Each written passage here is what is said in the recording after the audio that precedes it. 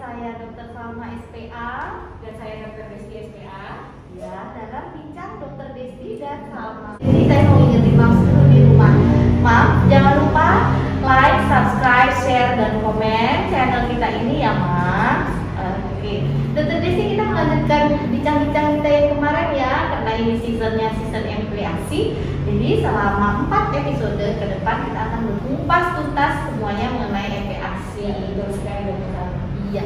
Jadi minggu ini Mams kita akan mengupas tuntas mengenai komposisi, tekstur, dan frekuensi pemberian MPASI pada bayi. Ya, Dokter Desti, gimana Dokter Desti komposisi?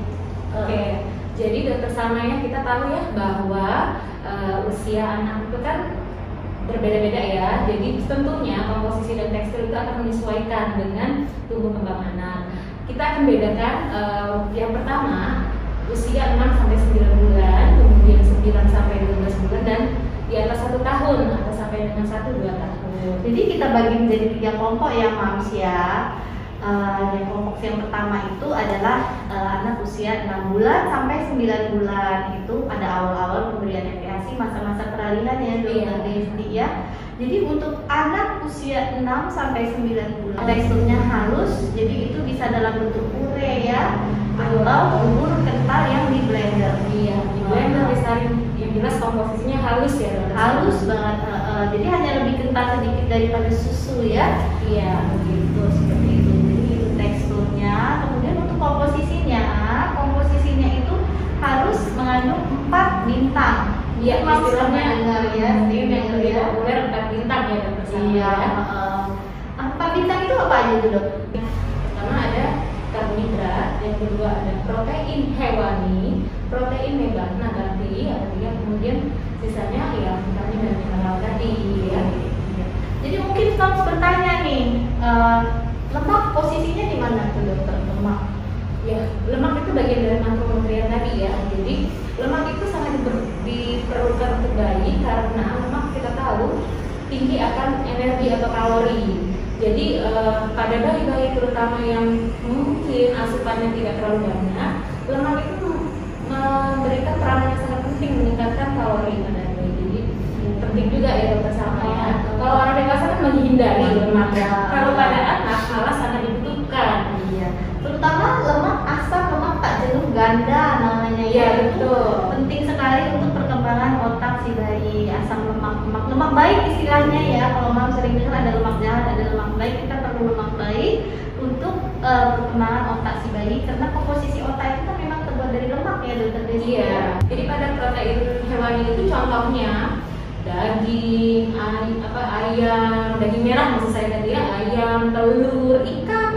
Nah, sedangkan untuk yang nabati itu bisa dalam bentuk kacang-kacangan, ya, tahu, tempe, gitu ya, sama ya. Jadi kadang-kala Mams mungkin kalau protein hewani udah tahu nih bubur nasi ditambah dengan ikan misalnya, tapi kadang-kadang agak maksudnya jarang mencampurkan dengan kacang-kacangan, gitu ya, misalnya kacang merah. Iya, karena memang protein ini populernya di kalangan ibu-ibu itu berasal dari protein hewani ya. Berarti ini sebenarnya jadi lengkap ya. Ya, dalam nabati pun ada protein seperti tahu, tempe yang simpel-simpel aja ya. Iya. Nah, kemudian untuk mikronutriasinya tadi 4 bintang nih. Nah, bintang yang terakhir itu ada di mana? Ya, sayur-sayuran ya. Dan tambahan yang seperti dokter Salma tadi bilang, Mams sudah mengenal puree ya istilahnya ya. Biasanya puree itu dibuat dari buah-buahan seringnya ya. Jadi diberikan sebagai selingan. Jadi sering juga nih dokter Desti, ibu-ibu tuh kalau memang biasanya kan karena bayinya baru dianggap baru belajar makan nih, hanya nggak berani ngasih berbagai macam komposisi 4 bintang tadi. Jadi beraninya cuma ngasih satu olahan seperti buah saja dalam bentuk puree saja. Tadi dokter Desti bilang bahwa puree buah-buahan itu hanya untuk selingan loh Mams. Iya, jadi jangan sampai hanya menu tunggal ya. Jadi kita mengenalkan hanya buah-buahan saja. Padahal sudah bersama ya, seperti yang kita ketahui, pada saat usia 6 bulan itu kan usia peralihan ya untuk mengenal makanan dari luar. Nah, di situ kebutuhan terutama zat besi ya bersama ya, jadi itu sangat tinggi. Dimana kalau kita cuma kasih buah, nggak dapat dia respon dari luar. Padahal zat besi itu dibutuhkan untuk mencegah anemia, untuk otak, gitu ya, Perkembangan perilaku, kecerdasan, kognisi, ya, banyak. Jadi justru zat besi itu ada di dalam daging-dagingan yang maksudnya kacang-kacangan. Demikian juga tadi yang asam-asam lemak itu ada di dalam daging-dagingan ya, terutama kayak ikan ya. Ikan. Kalau untuk nabatinya dalam kacang-kacangan. Jadi memang harus beragam. Jadi kalau bisa disimpulkan itu seperti piring kita lah. Ada nasi, daging, sayur, ikan seperti itu, dan bervariasi setiap hari. Hanya yang berbeda teksturnya saja. Teksturnya itu kental seperti itu. Kalau kita kan nasi, jadi yang berbeda itu. Iya, nah dokter Salma, tadi kita udah ngomongin komposisi, tekstur. Sekarang bagaimana frekuensi? Iya. Karena anak ini kan baru mulai ya, 6 sampai 9 bulan. Jadi yang kita ketahui frekuensinya itu ya namanya baru mulai ya. Tentunya kita nggak bisa mengharapkan langsung bisa sering dan 3 kali sehari ya. seperti kita itu nggak bisa ya. Kadang-kadang di awal baru 2 kali dulu Iya. sehari, nanti dinaikkan 2 sampai 3 kali. Itu makanan utama ya dokter Salma ya. Sedangkan purenya tadi misalnya selingan, satu saja sekali itu udah lumayan ya. Jadi 1 kali selingan, sekitar 1 atau 2 kali makan besar, kemudian asinya diteruskan seperti biasa. Nanti bisa dinaikkan bertahap sesuai dengan kemampuan bayi. Sebenarnya kebutuhan garam pada bayi itu tidak terlalu tinggi. Jadi memang makanya kita nggak memberikan makanan mengandung garam terlalu banyak ya. Boleh sedikit saja gitu ya, hanya kayak memperbaiki rasa. Iya. Kemudian untuk gula, nah ini juga karena gula itu sebenarnya sumber karbohidrat ya. Tidak dianjurkan pemberian misalnya seperti jus gitu ya, Iya. dikasih gula sedikit tidak boleh ya. Iya, maka manisnya kan sebenarnya sudah dapat dari buahnya sendiri. Iya.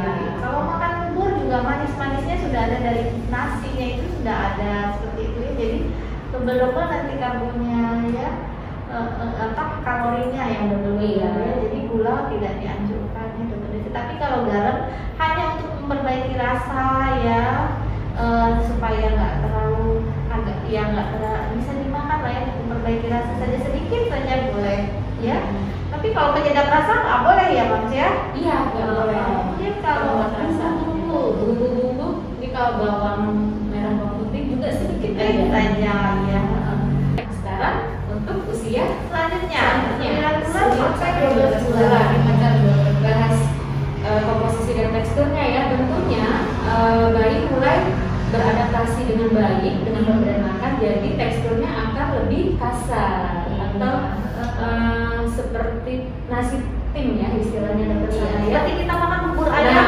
Iya, masih ada teksturnya. Jadi jangan masih disaring ya dokter iya, Salma. jadi dikasarkan. Jadi antara nasi dan bubur halus tadi, jadi ada bentuk nasinya tapi masih lembek sekali seperti bubur ya, kayak kita makan bubur ayam itu lah ya dokter Desi. Iya, betul. Kira-kira seperti itu. Kemudian itu kenapa dokter Desi kita ubah teksturnya? Nah, karena kan kita tahu Pentingnya orang ini ya. motor atau perkembangan otot-otot di daerah rongga mulut itu perlu dilatih dan juga untuk menstimulasi pertumbuhan gigi. Iya. Dan tentunya pasti di dalam juga ada efeknya untuk saluran cerna ya dokter Iya. Salma ya. Jadi tekstur itu harus dinaikkan ke tahap juga. Iya. Selain perubahan tekstur itu juga berubah pada kandungan kalorinya ya dokter Desi. Iya. Ya. Jadi kalau 2 porsi bubur halus itu sama dengan 1 porsi bubur biasa. Ya, jadi lebih kalorinya lebih tinggi karena berat badannya anaknya kan sudah naik, jadi kebutuhan kalorinya juga bertambah. Jadi penting sekali ya Mas untuk merubah tekstur itu. Jadi paling sering juga pertanyaan nih, dok anak saya sudah 9 bulan tapi masih makan bubur halus. Tetap harus dilatih. Kalau ditanya alasannya kenapa gitu, giginya belum tumbuh. Justru giginya belum tumbuh karena kelamaan makan bubur halus. Iya. Jadi memang harus disesuaikan ya, jangan takut gitu. Mamanya harus pede-pede aja. Ya. Kemudian setelah komposisinya, teksturnya sekarang Ya, komposisinya ya, tentunya komposisinya sama, harus ada karbohidrat, protein hewani dan nabati, kemudian lemak serta mikronutrien. ya. Iya. Di Tetap sini pagi malah ya, ya, di sini malah Max boleh sedikit bereksplorasi, memilih misalnya mengenalkan lebih banyak misalnya karbohidratnya selama ini nggak pernah dikenalkan umbi-umbian boleh dikenalkan gitu ya. Jadi sudah boleh banyak variasi gitu ya. Iya. Tadi gitu jumlahnya juga ya, jumlahnya berapa? Kalau 6 bulan dari 3 dari 6 bulan itu artinya setengah mangkok ya, jadi setengah mangkok makan bayi itu setengahnya saja sudah cukup kalau untuk 6 sampai 9 bulan. Jadi jangan berharap langsung habis ya. Iya, perut bayi, lambung bayi juga masih kecil kan, gitu. Jadi kalau untuk 9 bulan ke atas, ya jadi hampir 1 mangkok bayi. Iya, jadi nah frekuensinya kalau tadi 2 sampai 3 kali atau awalnya 1 sampai 2 kali makanan utama, ini udah boleh 3 sampai dengan 4 kali gitu. Oke. Selingannya juga boleh 1 atau 2 kali, tergantung dengan kemampuan anak menghabiskan. Iya, sama ya. Asinya diteruskan, Asi tetap diteruskan. kalau mau penambahan seperti keju gitu dokter Desti, di dalam buburnya ditambahkan keju. Boleh. Oke, minyak-minyakan. Iya. Boleh minyak kelapa. Jadi keju, minyak kelapa atau minyak olive oil ya, itu bisa menambah kalori pada anak. Iya, jadi meningkatkan kalori ya. Jadi kalau apa sih, gimana sih pentingnya kita meningkatkan kalori dengan menambahkan yang makanan yang tinggi kalori tadi itu? Kalau daya makan anaknya sedikit ya, tapi berat badannya kurang, naikkan berat badannya kurang mencukupi, jadi cara mengakalinya seperti itu ya. Jadi kita Kalau yang udah lahap ya nggak usah kali. iya, jadi kita mengakalinya dengan menambahkan, mengusahakan makanannya itu tinggi kalori ya. Oke, kalau begitu kita lanjut Yang usia di atasnya ya, 1 tahun ke 1 atas tahun ya. sampai 2 tahun. Bagaimana komposisinya dokter Karma? Ya kalau sudah 1 tahun itu gampang banget ya, jadi makan family food, Iya betul. makan makanan keluarga, jadi udah nggak usah pusing-pusing lagi Mam, bikin bubur segala Iya. macam, makan apa yang kita makan kecuali yang pedes-pedes ya, dokter Desti ya. Jadi udah bisa makan sama-sama tentunya ya. Iya, Nggak repot lagi. makan nasi, makan ikan goreng, semua yang kita makan boleh, bakso, Iya, semuanya betul. boleh, mie ayam, gitu, semuanya boleh, sama dengan makanan kita, ya. Apa? Kenapa pentingnya kita ubah lagi itu tadi seperti dijelaskan tadi ya, kita mau tingkatkan kalori dan teksturnya. Ya, jadi makanan yang mulai makan padat ya, tidak terbentuk bubur lagi. Jadi nasinya boleh dimulai dulu nasi lembek, kemudian nasi seperti keluarga dengan lauk-lauk, protein hewani dan nabati tetap diberikan, mikronutriennya dari sayur-sayuran Dan buah-buahan ya. Asinya diteruskan sampai usia 2 tahun. Betul. Jadi ini kalau ada istilah asinya itu hanya 1/3 dari kebutuhan bayi. Nah, jangan nanti udah di atas setahun asinya masih per 2 jam. Iya, bersama ya. Karena kita tahu asinya harus dikurangi agar anak mau makan padat. Iya, itu nanti di feeding rules ya. Episode Betul. ketiga kita akan bicara mengenai pengaturan jadwal makan bayi, berapa jam pengaturannya, ya, bagaimana jarak antara susu, selingan dan makanan besar, itu nanti kita bahas di episode yang ketiga ya Mas.